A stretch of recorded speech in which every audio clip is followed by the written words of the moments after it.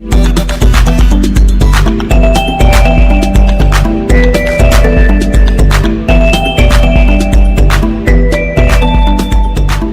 à toutes et à tous, donc je suis Ludovic Guilcher, je suis le DRH groupe adjoint d'Orange. Je vais essayer de vous dire en quelques mots la démarche que le groupe qu'Orange met en place d'ailleurs, parce qu'on est encore au milieu du chemin, peut-être même au tout début. Il est clair pour vous comme pour nous que nos salariés ont sur la question digitale une très forte hétérogénéité. C'est probablement encore plus vrai dans un groupe technologique comme le nôtre, puisque on a des métiers très avancés dans le monde numérique. Donc notre démarche, c'est d'abord de faire en sorte que la transformation numérique concerne tout le monde et embarque tout le monde. Nous avions le sentiment d'être, pour certains d'entre nous, victimes d'un début d'addiction aux outils digitaux. Cette difficulté-là, qui n'est en fait que le symptôme d'une mauvaise utilisation des outils digitaux, nous a aussi alertés sur la façon dont il fallait qu'on prenne en compte, au fond, la maturité digitale d'une entreprise, la façon dont nous-mêmes, salariés, avions importé dans l'entreprise l'utilisation du mail et les dégâts qu'elle pouvait causer. De la même manière qu'il était impossible de travailler sans savoir lire, écrire et compter, il devient impossible de travailler sans avoir une connaissance minimale numérique ou digitale, on va considérer que c'est le même terme, hein, si vous en êtes d'accord. Et donc c'est l'employabilité même des salariés qui est mise en cause si ceux-ci ne disposent pas de ce bagage. Donc ça fait au moins 3 raisons pour lesquelles on s'est dit qu'il fallait que nous ayons une démarche commune pour l'ensemble du groupe, qui vise à entrer dans l'ère digitale de la meilleure façon possible. Alors on a fait 2 choix simples.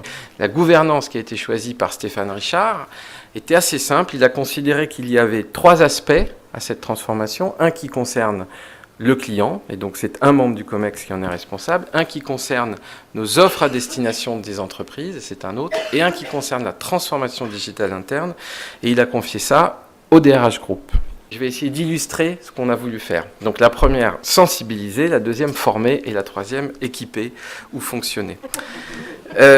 Alors, sensibiliser. Alors, sensibiliser, pourquoi ? Parce que, en fait, comme je le disais tout à l'heure, le niveau de maturité est très hétérogène. Donc il y a des endroits où il faut le faire, et il y a des endroits où quand on le fait, on est ridicule. Mais c'est pas grave, il faut quand même sensibiliser. On a fait plusieurs choses, je voudrais insister sur 2 choses différentes. La première, c'est la valorisation et la glorification de ce qui se fait déjà. On a souhaité mettre en place un système d'awards qui permette de mettre en valeur les initiatives locales. L'enjeu le plus fondamental et probablement le plus représentatif de ce qu'est l'esprit digital, c'est pas tant de primer quelqu'un qui a réussi, encore que, mais c'est d'être capable de prendre cette réussite et de la dupliquer quelque part dans le groupe. Mais on a pas mal utilisé le mécanisme des Learning Expeditions. Voilà, donc on a souhaité que la filière RH, en tout cas ses cadres, bénéficient de Learning Expeditions. Alors, tout le monde est unanime. C'est-à-dire, au début, tout le monde se dit « je vais aller perdre 3 jours à rien faire » et tout le monde revient en disant « c'est fantastique, on a découvert des choses extraordinaires ». Et ensuite, c'est utile si c'est inscrit dans un projet de transformation. S'il y a un projet d'évolution des métiers, je considère que c'est un déclic qui est fondamental pour faire évoluer la mentalité sur des sujets quand on en est assez loin, parce que c'est vrai que c'est un choc que d'aller voir des choses qui se font de manière aussi différente. Deuxièmement, former.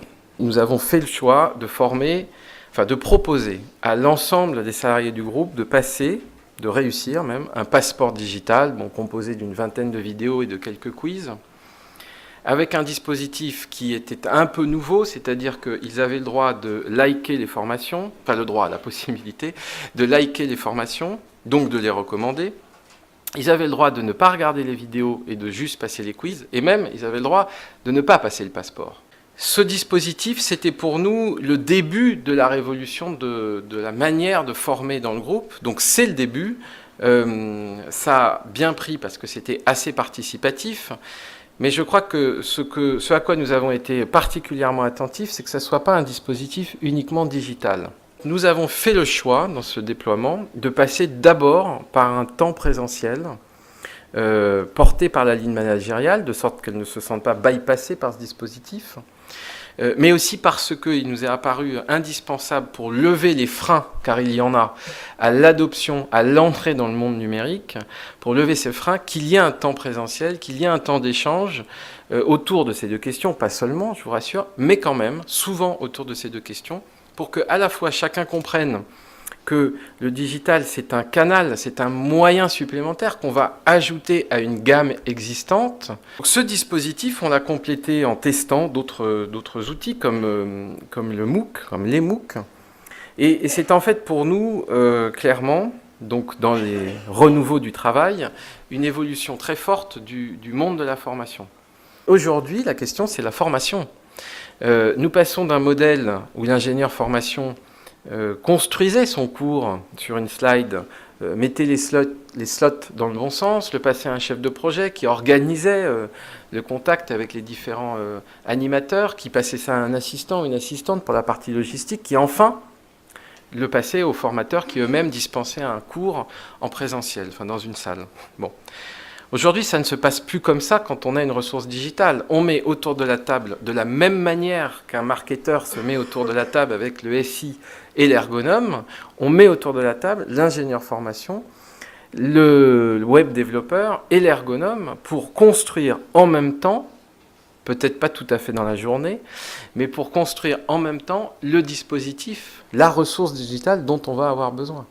Donc c'est une révolution pour le monde de la formation, incontestablement.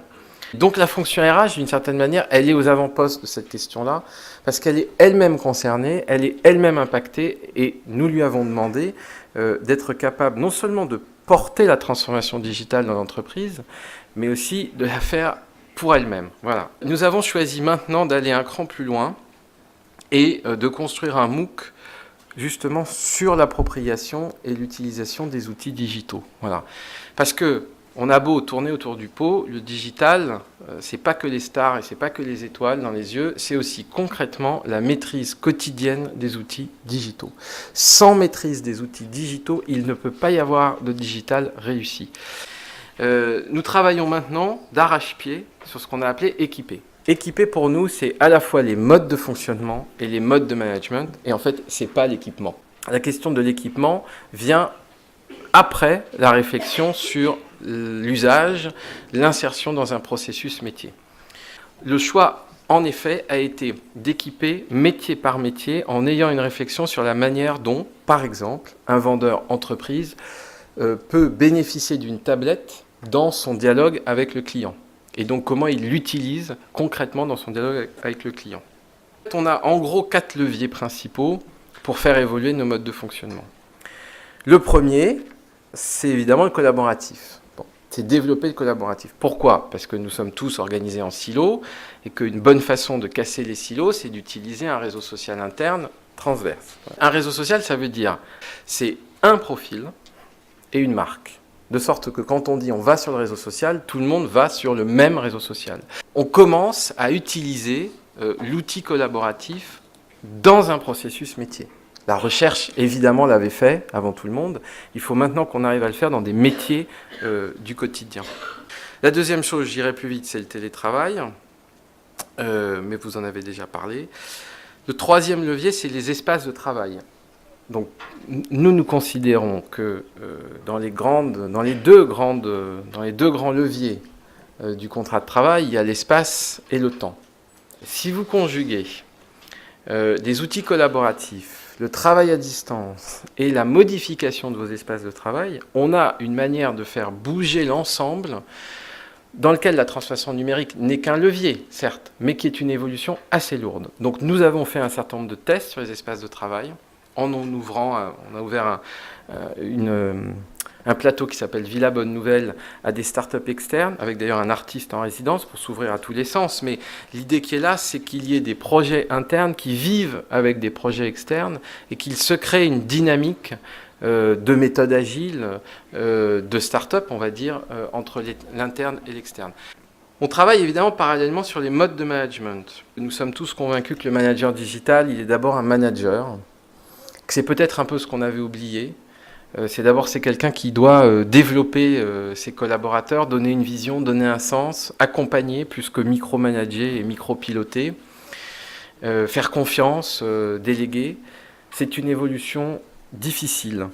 C'est une évolution difficile parce que ça n'est pas le modèle de management d'une entreprise comme la nôtre depuis des décennies, pas depuis qu'elle existe.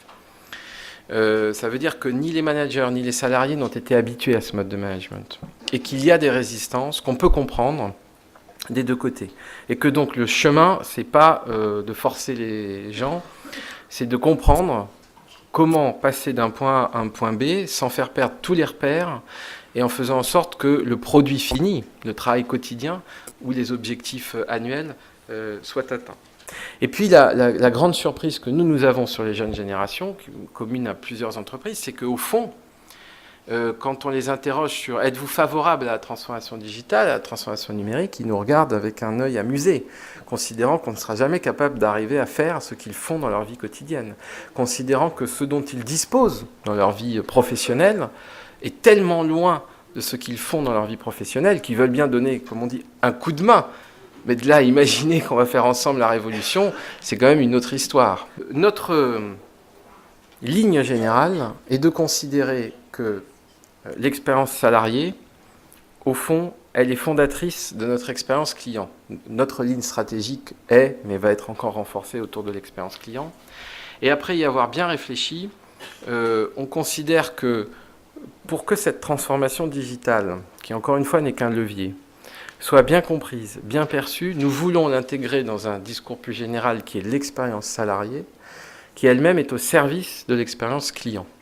Ce discours de l'expérience salariée, pour nous, permet de faire intégrer, parce que le digital apporte énormément à ça. Évidemment qu'il peut apporter de la personnalisation, qu'il peut apporter de la réactivité, de la souplesse. Encore faut-il qu'il soit utilisé à bon escient, c'est-à-dire dans l'esprit d'apporter l'essentiel au salarié, de répondre à ses attentes et de lui répondre sur ses attentes principales, parce qu'on ne sera pas non plus en situation de répondre à tout. C'est à ce titre d'ailleurs et sous ces conditions, que probablement on doit pouvoir faire un peu de big data à partir des données salariées au service des salariés. Il y a des cas d'usage sur le bien-être au travail, sur la gestion des compétences, pas le temps d'en parler là, mais il y a des cas d'usage réels pour le big data. Ça demande, là encore, un chemin un peu compliqué à trouver, un chemin d'acceptabilité sociale un peu compliqué, mais qui doit être une piste d'avenir pour que l'utilisation du digital soit bien comprise. Il y a donc, pour faire tout cela, je dirais 2 ou 3 grands principes. Le premier, c'est que il faut qu'on soit clair avec les salariés sur la manière dont on utilise les données en interne et la manière dont on utilise le digital. Une charte des données salariées doit être probablement une réalisation vers laquelle nous devons aller, parce que si on utilise les données des salariés, par exemple, pour leur pousser des formations qui correspondent à leurs besoins, il faut qu'ils aient pu consentir à cela auparavant, évidemment. On le fait pour les clients, il faut le faire a fortiori pour les salariés. Deuxièmement, il faut absolument qu'on travaille sur la maîtrise du temps digital, parce que sinon on va basculer dans l'overdose, on va basculer dans le découragement, on va basculer dans l'hyperconnectivité qui est déjà présente ici ou là. Notre rôle, c'est d'éduquer ou d'apporter une formation aux salariés pour que ces outils digitaux dont nous les équipons soient convenablement utilisés. Il faut être à l'écoute en permanence, il faut savoir rester ouvert, écouter, tester, parce que le retour de ce que disent les salariés, comme ce que disent les clients d'ailleurs, est toujours intéressant. Parfois on ne change pas, parfois on change, mais cette démarche d'ouverture, elle est absolument indispensable si on veut pouvoir faire cette transformation dans de bonnes conditions. Voilà.